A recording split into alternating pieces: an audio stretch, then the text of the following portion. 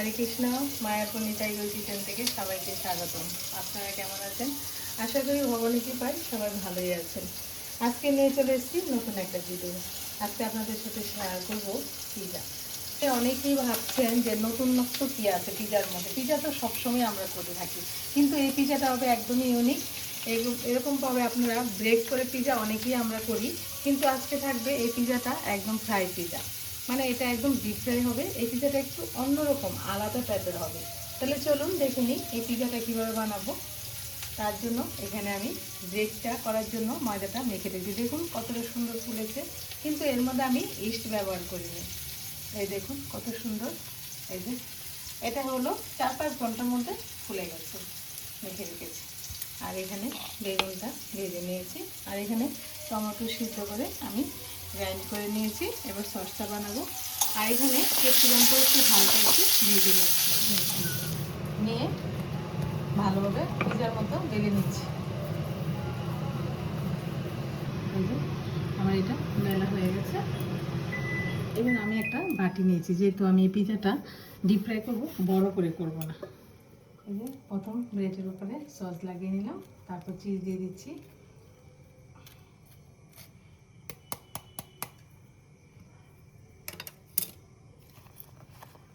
এখানে sweet corn ছড়িয়ে দিচ্ছি।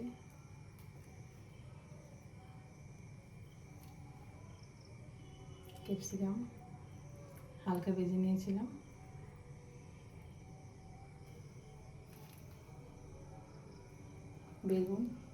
বেগুনটাও দিয়ে দিচ্ছি।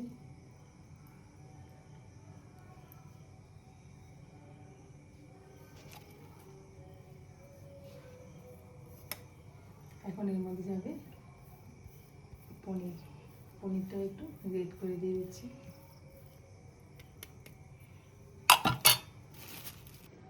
এখানে অলিভ দিয়ে দিচ্ছি।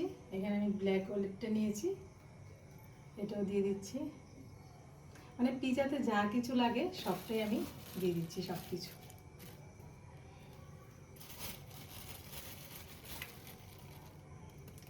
এখানে চিজ দিয়ে দিচ্ছি আবার।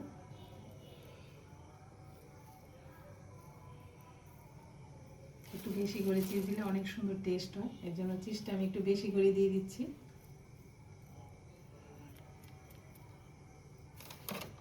এখানে অলিভ অয়েল তেল অল্প অল্প করে পিজার উপরে ছড়িয়ে দিচ্ছি।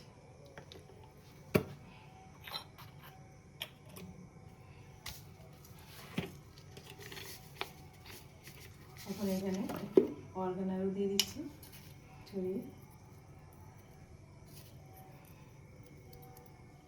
এই যে পিজাটা সাজানো হয়ে গেছে। এখানে আমি আরেকটা ব্রেড করে নিয়েছি, এটা আমি উপরে দিয়ে দিচ্ছি, যেহেতু এটা যাতে না দেখা যাবে। এখন আমি একটু সাইড থেকে একটু চেপে দিচ্ছি, যাতে করে মশলাটা না বেরিয়ে যায়। আর এটা চাইলে আপনারা মুড়িও দিতে পারেন। এই যে যখন নাকি আমরা পিঠে করি তার মধ্যে একটু বড় বড় করে দিয়ে নিতে পারেন, বা একটু জল হাতে নিয়ে চেপেও দিতে পারেন। এটা আপনাদের ইচ্ছে মতো করে নিতে পারেন। কড়াই বসিয়ে দিয়েছি, এখানে আমি সাদা তেল দিয়ে দিলাম। তেলটা ভালো করে একটু গরম করে দিতে হবে। এই যে তেলটা গরম হয়ে গেছে, এখন আমি এখানে পিজাটা ছেড়ে দিচ্ছি। এই যে একদম সাবধানভাবে আস্তে করে দিয়ে দিতে হবে। এটা একদম হাই ফ্লেমে প্রথম থাকবে, যাতে করে একদম না লেগে যায়। খুব সুন্দরভাবে এটা ভেজে নিতে হবে। এই পিঠটা ভালোভাবে হবে, তারপর আমি উঠিয়ে দেবো, নয়তো বা এটা ভেঙে যাবে।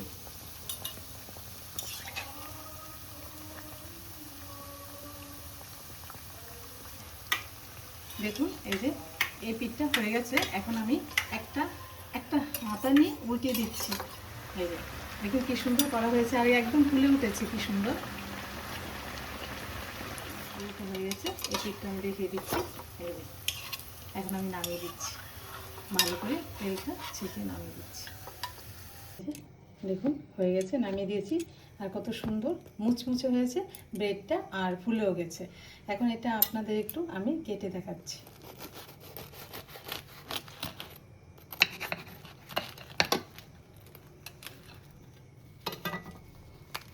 এই যে চিজগুলি একদম গলে গেছে, কত সুন্দর হয়েছে দেখুন ভিতরটা। এই যে